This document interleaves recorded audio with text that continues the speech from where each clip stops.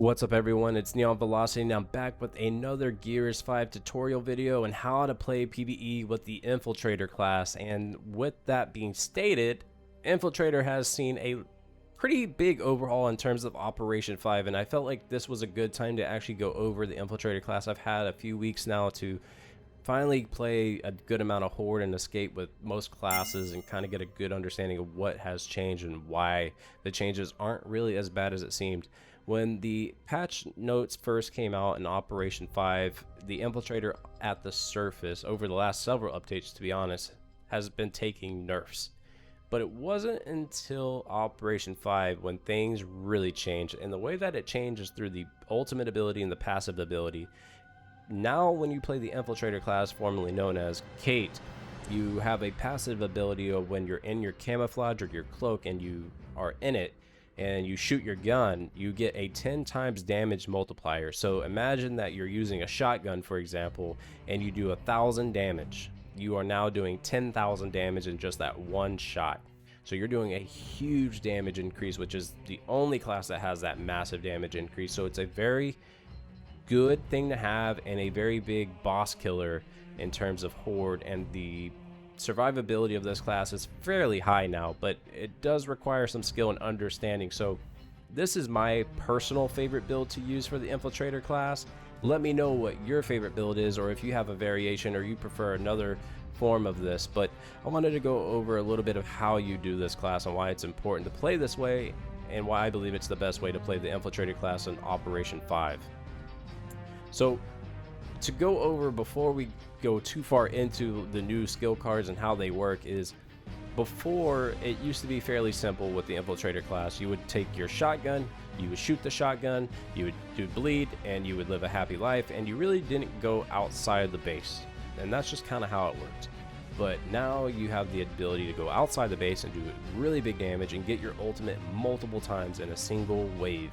Especially on boss waves, and the way that that works is through the shotgun bleeding effects. Now of course you want to make sure that you have your camouflage and cloak active before doing that, and then when you exit your cloak you want to make sure you shoot your gun to exit and make sure you're doing a lot of damage. So let's kind of talk about how this works. Is how do you survive? This is going to be through the Stim setup, and more or less what you're going to be doing is using your shotgun to build up Stim through your Reaper card right here, which is a green card, which is a common card, so it's very easy to level up. At level 6 you get 50% more Stim, or I'm sorry, you get 50% Stim per shotgun kill, so you're getting a lot of Stim just for killing any enemy. So take that into mind and understand that Stim is what's going to keep you alive, not so much your life but your Stim. Then you're going to use Stim batteries, and what this allows you to do is now build up your Stim. So instead of having just 50% Stim, now you're going to be able to build it up to 200% more at level 5, and I think it goes up to 210 or 215 at level 6. I cannot remember off the top of my head, so I apologize there. But yes, you can get a lot of Stim, so a couple kills with the shotgun or overkill, you're pretty much right there in terms of max capacity with your Stim.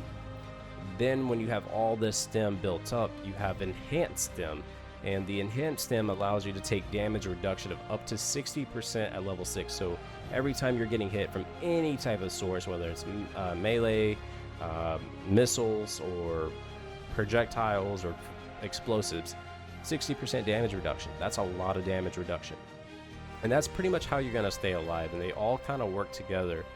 Now as for your damage output and how to keep your camouflage active, it's going to be through the Blood Renaissance and the Laceration cards, which most people, if you have played PvE in Gears 5, are familiar with these two.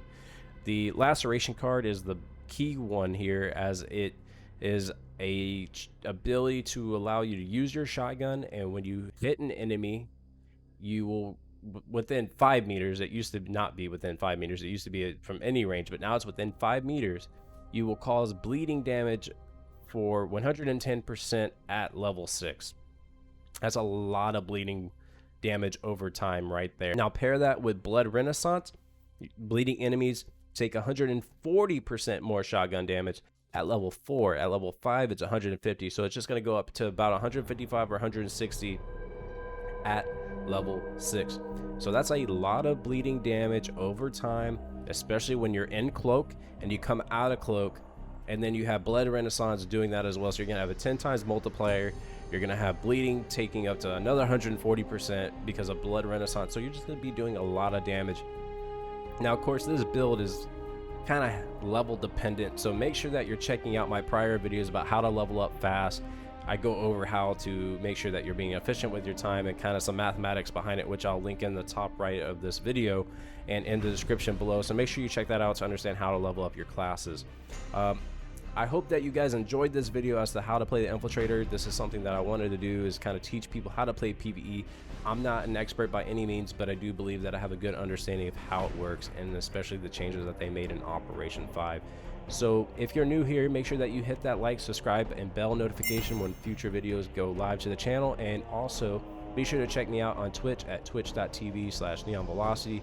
I do stream Gears 5 and a few other games, but mainly Gears 5, and I do play with viewers. So if you're interested or have any questions, hints, or tips, or need any of those answered, feel free to let me know in the comments or to let me know during my live streams. So until the next time, I'll see you in the next video.